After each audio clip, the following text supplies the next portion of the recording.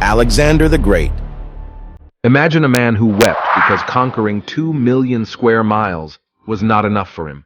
The glory hunter, Alexander the Great, cared only for one thing: conquering the world. He threw his army into battle without fear for defeat, as if he was immortal.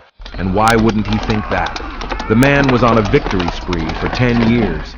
His men were tired and wanted to return home so they could enjoy the luxuries they had won, but their king cared for no riches. He didn't even care much for ruling, only conquering.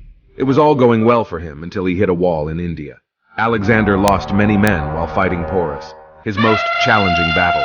He was reportedly wounded himself while his horse died in battle. He kept pushing his men, but across the river was another vast Indian army refreshed and ready, while his men tired and weak. They begged Alexander to call it a day, call it a campaign, or call it an empire, but return home. And for once Mr. Won't Listen to Anybody was forced to comply. This was the beginning of the end for him. Infamous for his drinking habit, he went overboard one night and fell seriously ill. His opportunist generals quickly gathered to see their king and asked, "Who shall his vast empire belong to after his death?" Alexander replied, "To the strongest." This triggered a war between his generals, which lasted for almost 50 years.